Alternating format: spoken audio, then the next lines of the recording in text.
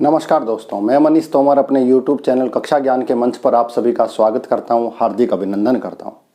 जैसा कि अपने ने पिछली क्लास में एक महत्वपूर्ण अधिनियम पर चर्चा करी थी जिसका नाम है 1919 का मोंटेग्यू चेम्सफोर्ड सुधार अधिनियम या गवर्नमेंट ऑफ इंडिया एक्ट के नाम से जिसे जाना जाता है। उसी सीरीज को आगे बढ़ते हैं और आज लास्ट और अंतिम महत्वपूर्ण अधिनियम के बारे में चर्चा प्रारंभ करते हैं। तो देखिए, 1919 के अधिनियम के द्वारा सबसे महत्वपूर्ण अधिनियम आता है 1935 का भारत शासन अधिनियम। भारत शासन अधिनियम वेरी वेरी इंपॉर्टेंट अधिनियम है।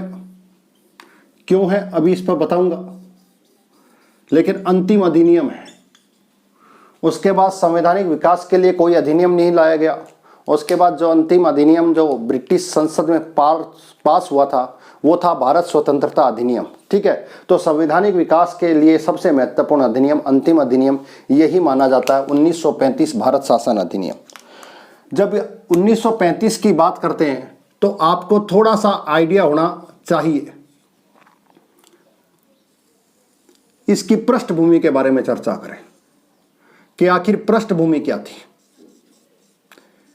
अपने ने जो भी अधिनियम अब तक पढ़े हैं उनकी सबकी पृष्ठभूमि के बारे में चर्चा करी है। तो क्या पृष्ठभूमि थी उसका अपने को पता होना चाहिए। तो इससे पहले जो पृष्ठभूमि अपने देख रहे थे वो पृष्ठभूमि क्या थी। 1919 का एक्ट आया चुका था। उस एक्ट की समीक्षा के लिए क्या लाया गया, साइमन लाया गया, साइमन कमीशन।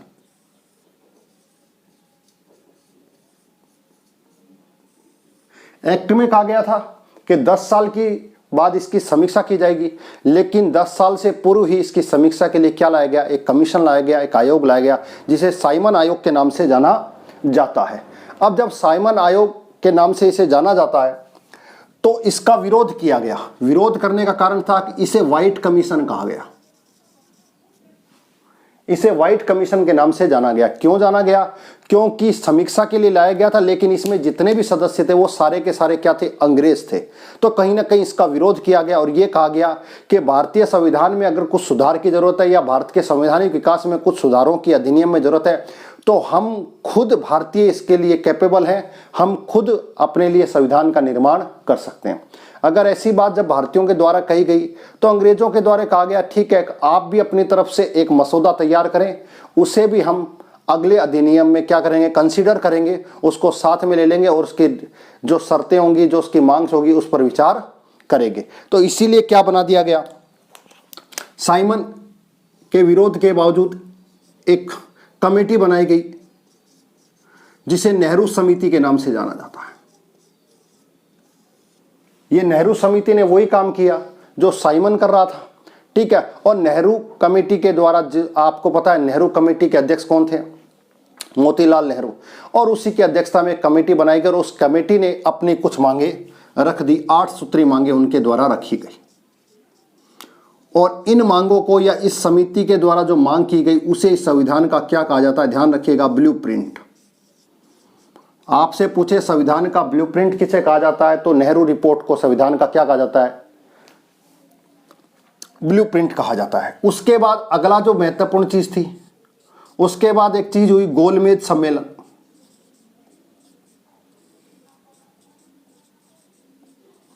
गोलमेज सम्मेलन में भी इस पर चर्चा की गई। ठीक है, गोलमेज सम्मेलन राउंड टेबल कॉन्फ्रेंस के नाम से जानी जाती है और ये 3 आयोजन इसके किए गए थे। आपको पता है हिस्ट्री का पार्ट है, लेकिन उसमें भी कहीं ना कहीं इस पर चर्चा की गई। उसके अलावा जवाहरलाल नेहरू के द्वारा स्वराज की मांग की गई।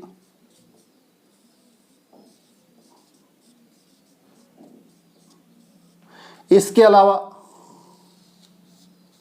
1932 में पूना पैक्ट हुआ। गांधी और अंबेडकर के मध्य।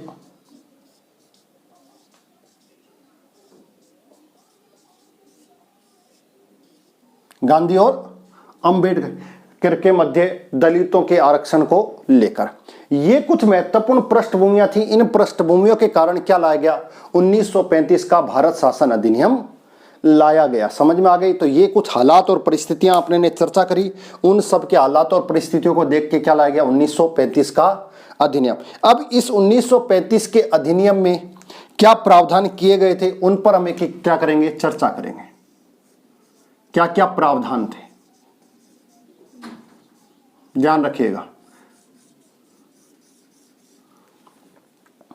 ठीक है, प्रावधान की जब हम चर्चा करें तो पहली प्रारंभिक चीज ये है कि ये सबसे बड़ा अधिनियम था, सबसे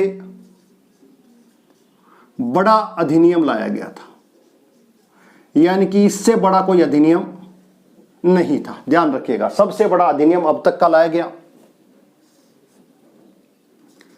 इसमें धारा या फिर जिसे आर्टिकल या अनुच्छेद कहते हैं, 321 अनुच्छेद थे। अनुसूची की बात करें, शेड्यूल की बात करें,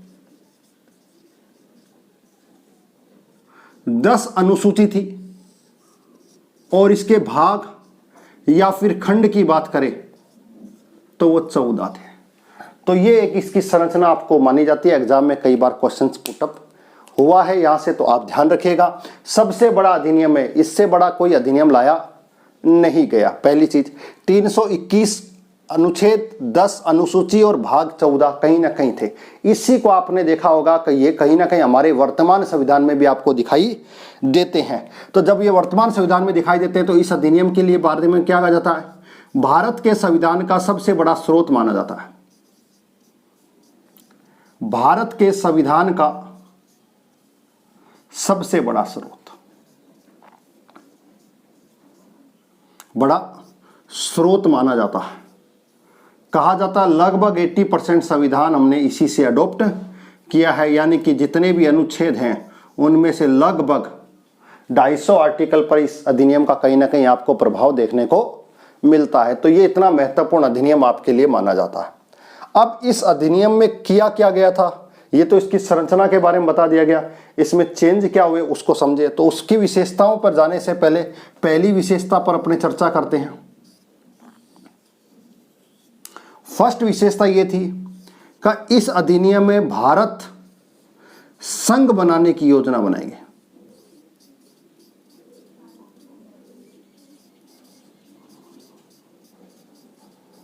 भारतीय संघ या भारत संघ बनाने की कोशिश की गई है, फेडरल बनाने की कोशिश की गई, कि यूनियन बनाने की कोशिश की गई इस अधिनियम के माध्यम। ऐसा क्यों किया गया आगे चलकर बात करेंगे। जो प्रिंसिपल स्टेट थे, जो देशी राज्य थे, उनको कहीं ना कहीं इसमें शामिल करने की कोशिश की जा रही थी। तो पहली चीज ये ध्यान रखिएगा। दूसरा, 1919 के अधिनियम में हमने पढ़ा था कि प्रांतों में द्वैत शासन स्थापित कर दिया गया था। ठीक है, तो यहां पर उसका अपोजिट कर दिया गया, प्रांत की जगह केंद्र में द्वैत शासन लगा दिया गया।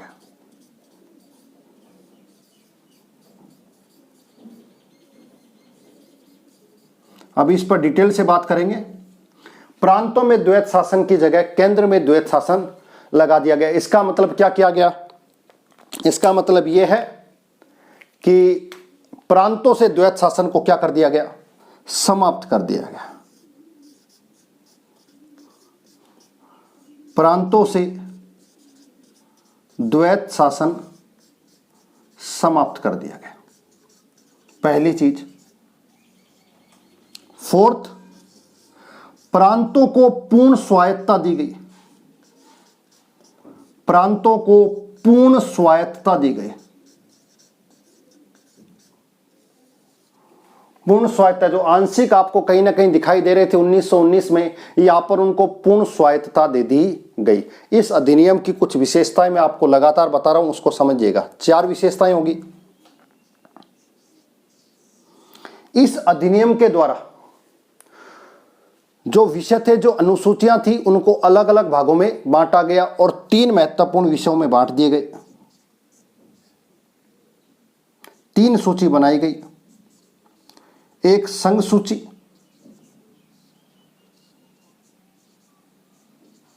एक राज्य सूची और एक समवर्ती सूची।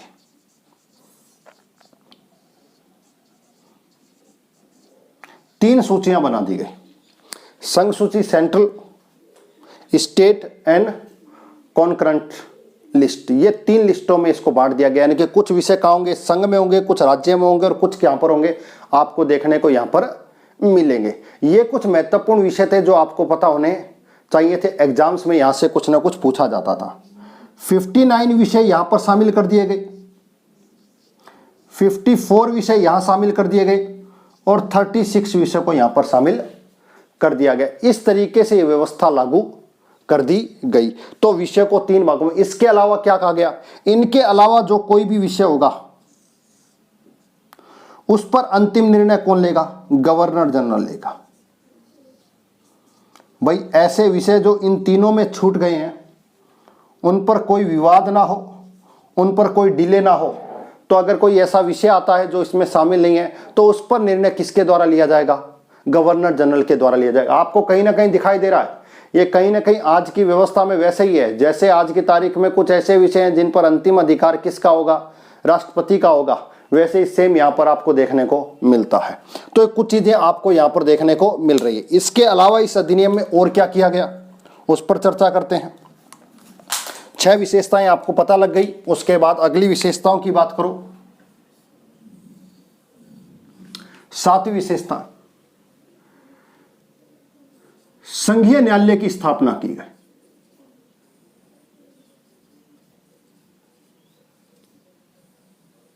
संघीय न्यायालय की स्थापना की गई फेडरल कोर्ट की। किसकी, फेडरल कोर्ट, संघीय न्यायालय की स्थापना की गई, ध्यान रखिएगा, ठीक है।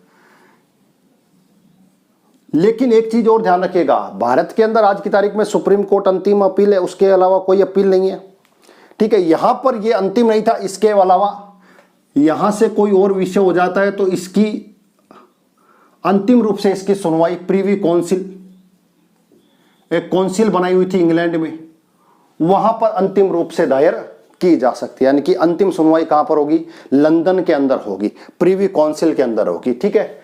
यह ध्यान रखिएगा, परिषद इसका अंतिम निर्णय लेगी, पहली बात। दूसरा, संघीय न्यायालय, भारत के संविधान में भी संघीय न्यायालय का शब्द का उपयोग है, तो ध्यान रखिएगा आज की तारीख में आर्टिकल 135 में संघीय न्यायालय की जानकारी दी गई है। ये कुछ चीजें आपको पता होनी चाहिए, पहली बात। दूसरी, इसी संघीय न्यायालय के प्रथम न्यायाधीश कौन थे, अगर आपको पता हो तो मोरिस गुवेर फेडरल कोर्ट के प्रथम चीफ जस्टिस माने जाते हैं। वही प्राथमिकता थी, प्रारंभ के अंदर 6 थे और उनकी एज जो थी वो 65 थी, आज भी एज इट इज है। ये ध्यान रखिएगा, संघीय न्यायालय की स्थापना की गई। इसके अलावा और क्या विशेषताएं मानी जाती है इस अधिनियम की, रिजर्व बैंक की स्थापना की गई। रिजर्व बैंक की स्थापना इसी अधिनियम के तहत की गई 1935 में। कहां पर की गई, कलकत्ता में। बाद में इसको शिफ्ट कहां कर दिया गया, बंबई में। और आज की तारीख में रिजर्व बैंक कहां पर है, मुख्यालय बंबई के अंदर ही, ठीक है। इस रिजर्व बैंक ने, जो भारत का रिजर्व बैंक है, इसने आजादी के बाद जब स्वतंत्र हुआ था तब कुछ समय के लिए पाकिस्तान के रिजर्व बैंक के रूप में भी क्या किया, कार्य किया। तो रिजर्व बैंक का भी आपको पता होना चाहिए। इस रिजर्व बैंक के प्रथम चेयरमैन या अध्यक्ष कौन थे, ओसबर्न स्मिथ। ओसबर्न स्मिथ इसी अधिनियम, इसी रिजर्व बैंक के प्रथम अध्यक्ष माने जाते हैं। और इस अधिनियम में क्या किया गया, और इस अधिनियम के अंदर 2 नए प्रांत बनाए गए। दो नए प्रांत बनाए गए। 9 प्रांत पहले से थे, मैंने आपको कहा था 8 में थे, 8 के बाद एक बाद में बन गया उत्तर पश्चिमी प्रांत, तो कितने हो गए 9, और 2 यहां पर नए बना दिए गए। एक बना दिया गया उड़ीसा और एक बना दिया गया सिंध। सिंध अलग हुआ बंबई से और उड़ीसा अलग हुआ बिहार से, तो दोनों ही प्रांत बना दिए गए। तो कुल कितने प्रांत हो गए? 11 प्रांत आपको यहां पर देखने को मिल रहे हैं। यह व्यवस्था भी इसके अंदर की गई। बर्मा को भारत से अलग कर दिया गया। बर्मा को भारत से अलग कर दिया गया। ये इस अधिनियम की विशेषताएं मानी जाती हैं। इसके द्वारा इस व्यवस्था को समाप्त कर दिया गया। बर्मा भारत से क्या हो गया? अलग हो गया। 1935 का अधिनियम, 1937 में ये प्रक्रिया प्रारंभ होती है। ठीक है, तो ये कुछ मेजर अधिनियम 1935 में आपको देखने को मिलेंगे। इससे भी महत्वपूर्ण एक चीज और याद रखिएगा, एग्जाम में बहुत बार पूछी जाती है, जो पृथक निर्वाचन की व्यवस्था थी, पृथक निर्वाचन की व्यवस्था थी जो 1909 में चली थी, फिर 1919 में उसका विस्तार, 1935 में भी उसका विस्तार किया गया। दलित, मजदूर और महिला को भी दे दिया गया। अलग से इनके लिए क्या होगा? निर्वाचक मंडल होगा। तो ये व्यवस्थाएं जो 1919 में चली थी वो लगातार क्या होती रही? विस्तारित होती रहती हैं। तो ये कुछ इस अधिनियम की महत्वपूर्ण क्या थी? विशेषताएं थी। बार बार आपके एग्जाम्स में यहां से कुछ न कुछ क्वेश्चंस पुटअप किए जाते हैं और बार बार इनके बारे में पूछा जाता है। अब इस पर हम थोड़ी सी डिटेल से 1 या 2 पॉइंट्स ऐसे हैं जिन पर हम चर्चा करेंगे, जैसे भारतीय संघ बनाने की योजना और दूसरा केंद्र में द्वैत शासन लगाने की व्यवस्था। इन दोनों को थोड़ा सा और डिटेल से देख लेते हैं, क्या व्यवस्था थी क्या नहीं थी। ठीक है, तो इसको थोड़ा सा आप देखिए। तो मैं बता रहा हूं आपको, फिर ध्यान रखिएगा। यह पृष्ठभूमि है 1919 का act, Simon commission, Nehru report जिसे संविधान का ब्लूप्रिंट कहा जाता है, गोलमेज सम्मेलन, ठीक है, राउंड टेबल कॉन्फ्रेंस हुई थी 3, आपको पता है हिस्ट्री की। पूना पैक्ट हुआ था गांधी और अंबेडकर के मध्य, वही दलितों को लेकर, और इसी के कारण बाद में दलितों को और महिलाओं को क्या दिया गया? अलग से पृथक निर्वाचक मंडल या व्यवस्था दी गई। इस अधिनियम की विशेषता क्या है? सबसे बड़ा अधिनियम माना जाता है अब तक का लाया गया। ध्यान रखिएगा, एक चीज और याद रखिएगा कि इस अधिनियम में प्रस्तावना नहीं थी, यानी कि जो 1919 के अधिनियम को लाने से पूर्व क्या लाई गई? प्रस्तावना थी। इस अधिनियम में ऐसा कोई प्रेम्बल आपको देखने को नहीं मिलेगा, यानी कि इसकी एज इट इज उसमें कॉपी कर दी गई। अधिनियम की स्ट्रक्चर मैंने आपको बताई, कितने भाग, कितनी अनुसूची, कितनी ये चीज। इसके अलावा इस अधिनियम की सबसे बड़ी विशेषता, सबसे बड़ा महत्वपूर्ण चीज ये थी कि यहां पर एक फेडरल यानी कि एक यूनियन बनाने की कोशिश की गई, इंडिया के अंदर कोशिश की गई। वो कोशिश कामयाब नहीं हुई, वो सफल नहीं हुई। तो इसका क्या कारण था कि वो सफल नहीं हो पाई? ठीक है, केंद्र में द्वैत शासन लगा दिया गया। समझ में आ गई बात? अब केंद्र में द्वैत शासन क्या था? द्वैत शासन में आपको बता चुका हूं, 1919 के अंतर्गत द्वैत शासन क्या था? वही व्यवस्था वहां से हटाकर कहां ला दी गई? इसमें ला दी गई। राज्यों को या प्रांतों को पूर्ण रूप से स्वायत्ता दे दी गई। ठीक है, और प्रांतों के अंदर भी द्विसदनात्मक व्यवस्था को कहीं ना कहीं प्रारंभ कर दिया गया। यह भी आप ध्यान रखिएगा, यह भी एक इंपॉर्टेंट फैक्ट है, उसको फिर बता रहा हूं। प्रांतों में जिनकी संख्या कुल 6 थी, प्रांतों में 6 प्रांतों में क्या लगी गई? द्विसदनात्मक व्यवस्था ला दी गई।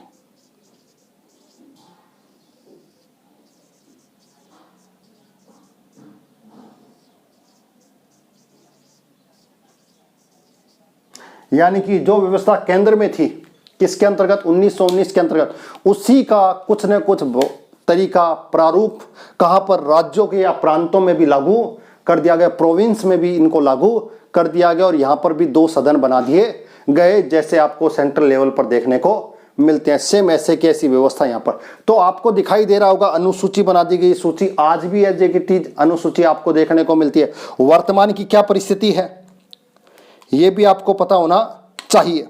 क्या वर्तमान के अंदर ये जो संघ सूची है, राज्य सूची है और संवर्ती सूची है, इसमें वर्तमान में क्या स्थिति है वो भी आपको थोड़ा सा पता होना चाहिए। कि संघ के अंदर आज की तारीख में 98 विषय हैं, वर्तमान की बात कर रहा हूं, ध्यान रखिएगा। आज की तारीख में राज्य के अंदर आज की तारीख में 59 विषय शामिल किए गए हैं, इसको भी ध्यान रखिएगा, ठीक है, वेरी वेरी इंपॉर्टेंट है। और इसके अंदर 52 विषयों को शामिल किया गया है। ये कुछ चीजें आपको पता होनी चाहिए, कहीं ना कहीं एग्जाम्स में पूछा जाता है, आपके एग्जाम की दृष्टि से ये चीजें महत्वपूर्ण मानी जाती हैं। तो ये कुछ ना कुछ आपको पता होना चाहिए, ठीक है। तो ये कुछ अधिनियम थे, कुछ रूल्स थे, इनको बारे में आपको पता था। आगे चलकर बात करते हैं वर्तमान की स्थिति की। ये जो संख्याएं हैं ये लगातार बदलती रहती है, इनको भी थोड़ा सा ध्यान रखिएगा, विषय बदलते रहते हैं, ठीक है। तो ये सारा अधिनियम था। अब इसमें 2 फैक्ट हैं, उन 2 फैक्ट की ओर चर्चा करते हैं जो कि सबसे महत्वपूर्ण है। देखिए क्या हुआ था, थोड़ा सा और बताता हूं आपको, और उसके बाद इस अधिनियम में आपको कुछ पढ़ने की आवश्यकता नहीं है।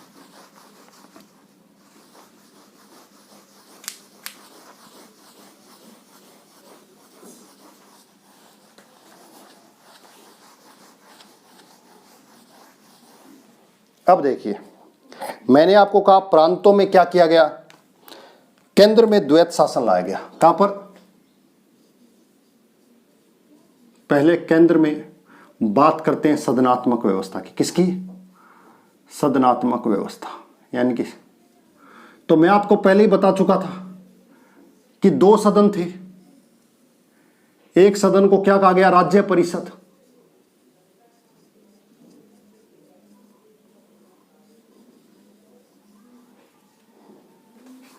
और एक को कहा गया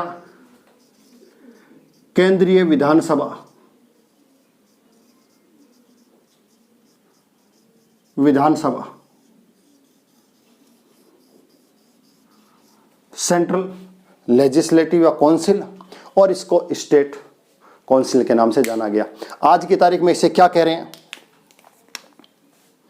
राज्यसभा,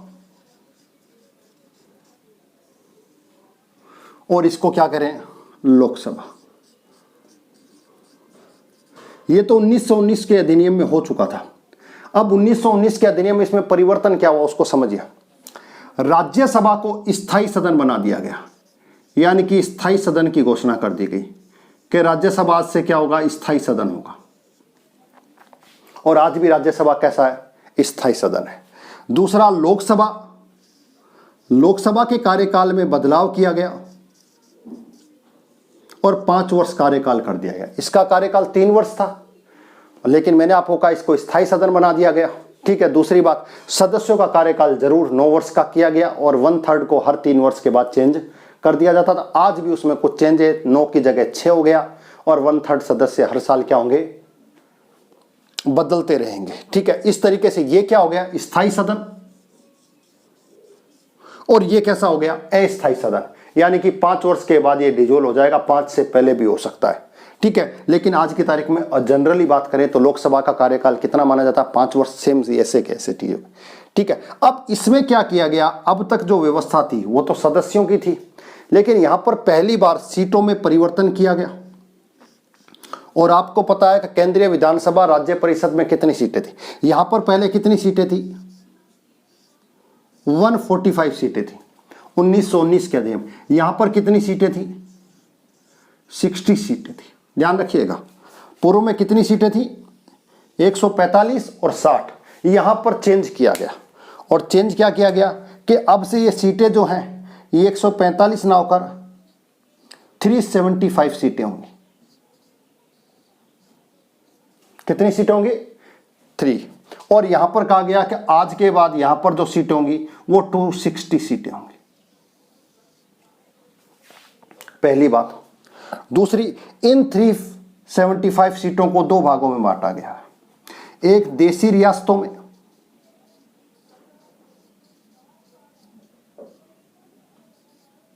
जिसे प्रिंसली स्टेट्स के नाम से जाना जाता है, और दूसरा ब्रिटिश प्रांतों में।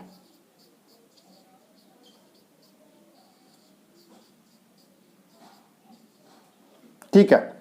देशी प्रांतों के लिए सीट निर्धारित की गई 125 और इनके लिए जस्ट इसकी डबल स्थापित कर दी गई 250। ध्यान रखिएगा, ठीक है। यहां पर भी यही चेंज किया गया कि ये सीटें भी दो भागों में थी, एक देशी रियासतें प्रिंसली स्टेट्स और दूसरा ब्रिटिश प्रांत।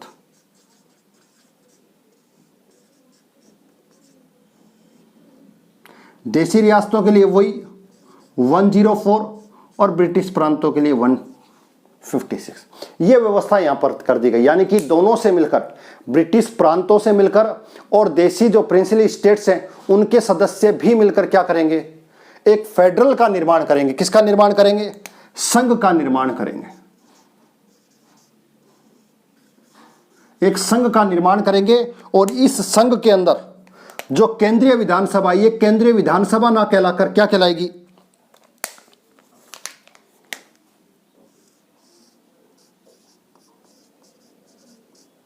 फेडरल असेंबली कहलाएगी।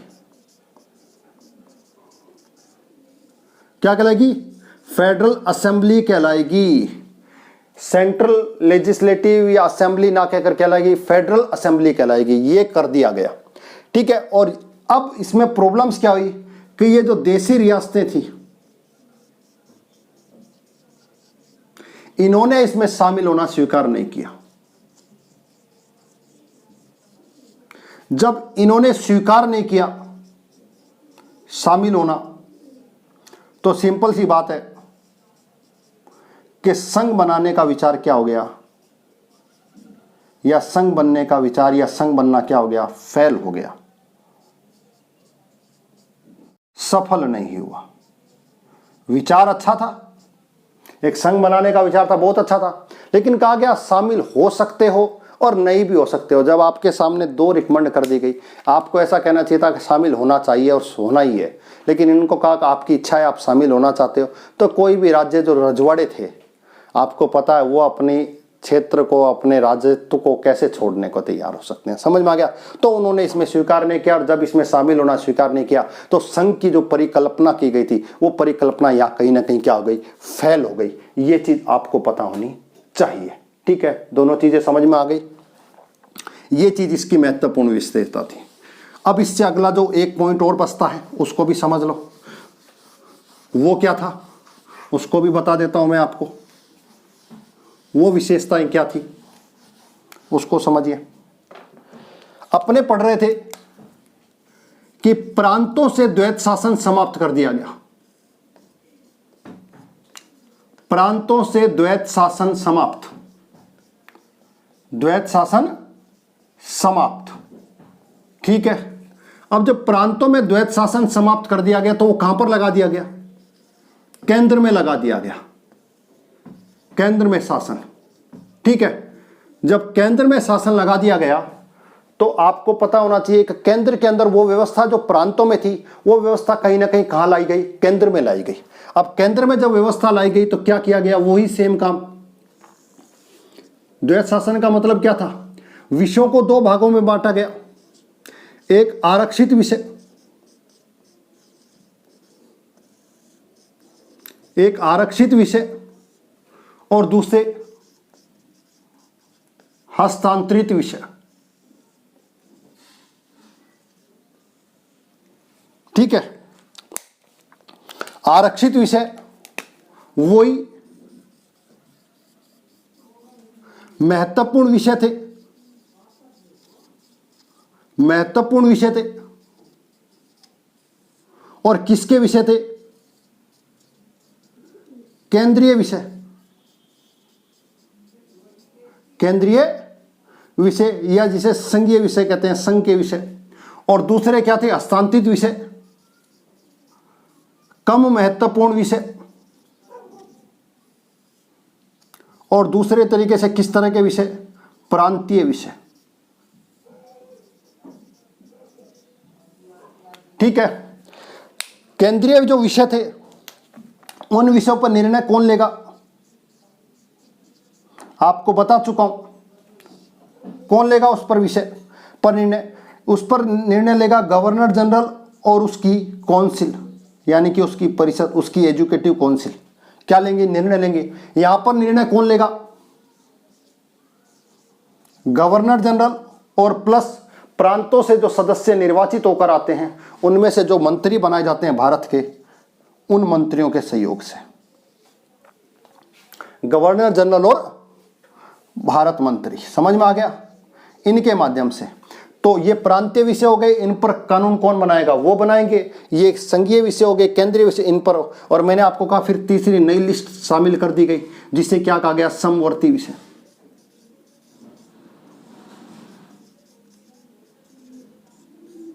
जिस पर कानून कौन बनाएगा? आपको पता है, दोनों मिलकर बनाएंगे। ठीक है। तो ये व्यवस्था, जो व्यवस्था अब तक कहां थी? प्रांतों के अंदर थी, वो व्यवस्था कहां पर ला दी गई? राज्यों के अंदर, केंद्र के अंदर ला दी गई। और सेंट्रल के अंदर क्या बना दिए गए? दो विषय बना दिए गए, हस्तांतरित विषय और एक आरक्षित विषय। और आरक्षित विषय महत्वपूर्ण विषय, वो संघ विषय थे, और दूसरे थे हस्तांतरित, जो कम महत्वपूर्ण विषय थे, और प्रांत को विषय थे। यही आगे चलकर आपको पता है ये क्या कहलाएगा? वो जो संघीय सूची या प्रांतीय सूची के विषय, ये संघीय सूची के विषय, राज्य सूची के विषय, और इन दोनों के बीच में एक समवर्ती सूची बना दी गई। और मैं आपको बता चुका हूं, इस अधिनियम के द्वारा ये सूचियां बना दी गई। ये इस अधिनियम की कुछ न कुछ आपको विशेषताएं देखने को मिलती हैं। अब इस अधिनियम में जब अपने पहले की विचार पढ़ रहे थे, तो अब उसमें और इसमें क्या अंतर है उसको समझ लें। कुछ ऐसे इंपॉर्टेंट फैक्ट्स जो आपने अब तक नहीं पते, महत्वपूर्ण, ध्यान रखिएगा। इस अधिनियम के महत्वपूर्ण तथ्य, फैक्ट, इंपॉर्टेंट फैक्ट, वो क्या थे उसको समझ लो। महत्वपूर्ण तथ्यों के अंदर पहली चीज ये थी कि 1858 में हमने क्या बनाया था? एक राज्य सचिव बनाया, और साथ साथ में उसकी क्या बनाई? परिषद बनाई। कितने सदस्य? 15 सदस्य। आपको पता होगा इन सदस्यों को पिछले अधिनियम में संख्या क्या कर दी गई? कम कर दी गई। आपको यह भी पता है। अब क्या किया गया कि ये जो परिषद है, राज्य सचिव है, जो अब तक निर्णय लेता था, किसके माध्यम से? परिषद के माध्यम से। यहां पर बड़ा परिवर्तन किया गया, और राज्य सचिव और उसकी परिषद जो निर्णय लेने वाली थी, उसको एक सलाहकारी निकाय बना दिया गया।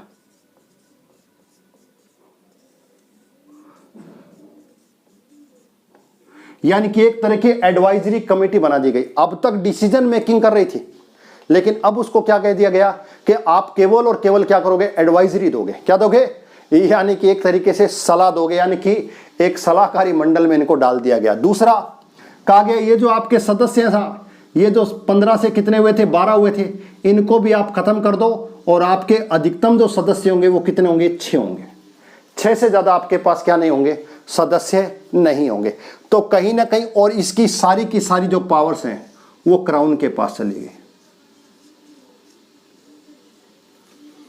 राज्य सचिव और परिषद जो भी काम करते थे, अब सारी की सारी पावर्स कहां चली गई? क्राउन के पास चली गई।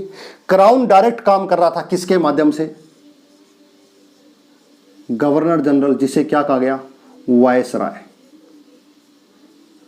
के माध्यम से सारा शासन देखेगा। कौन? क्राउन। ठीक है। ये जो परिषद अब तक बनाई गई थी, इस परिषद को क्या कर दिया गया? सलाहकारी एडवाइजरी कमेटी के रूप में कन्वर्ट कर दिया गया, और उसके सदस्यों की संख्या क्या कर दी गई? कम कर दी गई। ये एक मेजर चेंज आपको यहां पर देखने को मिलता है राज्य सचिव और उसकी परिषद के अंदर। वेरी वेरी इंपॉर्टेंट है, ध्यान रखिएगा। दूसरा फैक्ट, इस अधिनियम की एक धारा है 93।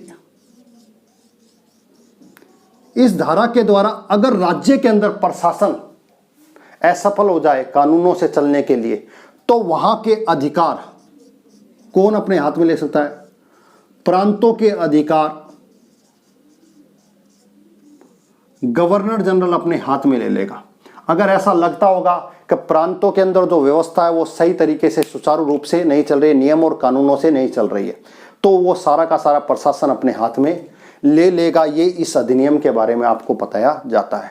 तो ये इतना महत्वपूर्ण अधिनियम था, आपके एग्जाम्स में बार बार पूछा जाता है। इतना महत्वपूर्ण अधिनियम था कि इस अधिनियम के लिए कुछ न कुछ कथन कहे गए। उन कथनों पर भी विचार कर लेते हैं, क्या कथन कहे गए।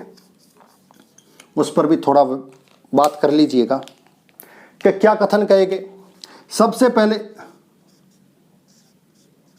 जवाहरलाल नेहरू, जवाहरलाल नेहरू ने क्या कोटेशन दी? तो जवाहरलाल नेहरू ने कहा कई ब्रेक और बिना इंजन की गाड़ी,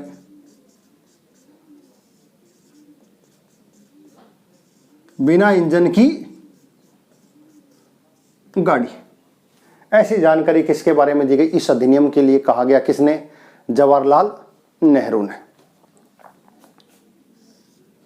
मोहम्मद अली जिन्ना, सड़ा गला और बेकार अधिनियम, बेकार अधिनियम।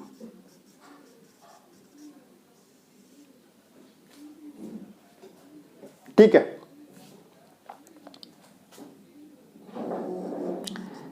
ब्रिटिश प्राइम मिनिस्टर थे, विपक्ष के नेता रहे एटली।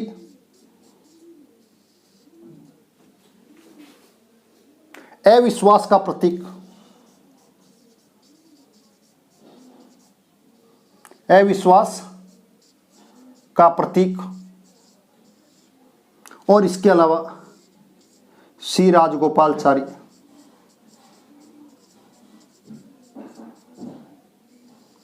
द्वैत शासन से भी बुरा, द्वैत शासन से भी बुरा अधिनियम। ये कुछ महत्वपूर्ण चीजें थी जो इस अधिनियम में बार बार आपको बताइए। इस अधिनियम के बारे में कथन कहे गए महत्वपूर्ण व्यक्तियों के द्वारा। एक चीज और ध्यान रखिएगा, जवाहरलाल नेहरू ने एक बात और कही इस अधिनियम के लिए, दास्ता का घोषणा पत्र।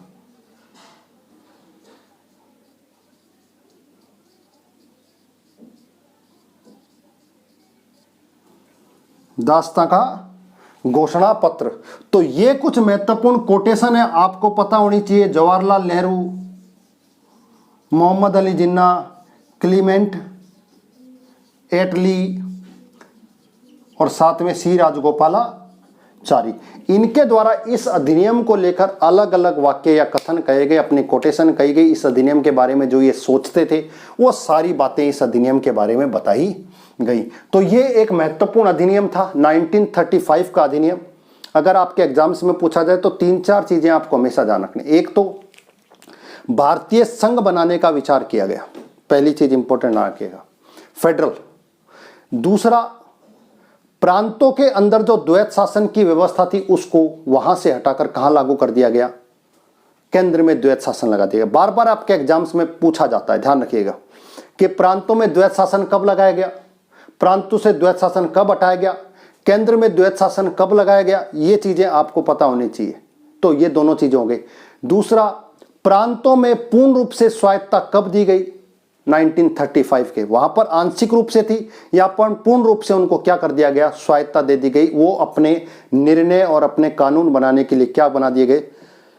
स्वतंत्र कर दिए गए। ये महत्वपूर्ण विशेषताएं थी। इसके अलावा कुछ विशेषताएं छोटी छोटी हैं जो आप पढ़ते हो, जैसे फेडरल कोर्ट की स्थापना करना, रिजर्व बैंक की स्थापना करना, ये कुछ सामान्य जानकारी, सूचियों का निर्धारण करना, सिंध को, उड़ीसा को नए प्रांत बनाना, बर्मा को भारत से अलग करना, ये कुछ महत्वपूर्ण। इसके अलावा भी एक और चीज याद आ गई मेरे दिमाग में, फिर याद रख लेना।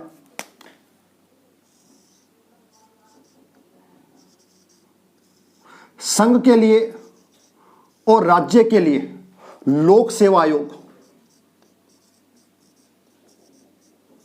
लोक सेवा आयोग, ध्यान रखिएगा, राज्य लोक सेवा आयोग। अब तक एक ही आयोग था, केंद्रीय लोक सेवा आयोग, उसको अलग अलग बांट दिया गया। संघ लोक सेवा आयोग आज की तारीख में यूपीएससी और ये पीएससी, ठीक है। और इसके आगे जो भी स्टेट्स होगा वो आपको लग दिया दे रहा। आज जैसे राजस्थान की बात करें तो आरपीएससी, ठीक है। ये व्यवस्था भी कहां पर लागू कर दी गई? इस अधिनियम के तहत ही लागू कर दी गई। तो इस अधिनियम को देखिएगा। अगर ये अधिनियम आपको कहीं ना कहीं अच्छा लगा हो और इसमें कुछ चीजें आपके एग्जाम की दृष्टि से महत्वपूर्ण लगी हो तो इस चैनल को प्लीज लाइक करिए, शेयर करिए, सब्सक्राइब करिए और कमेंट जरूर करिए। आज के सेशन के लिए, आज की क्लास के लिए आपको बहुत बहुत धन्यवाद।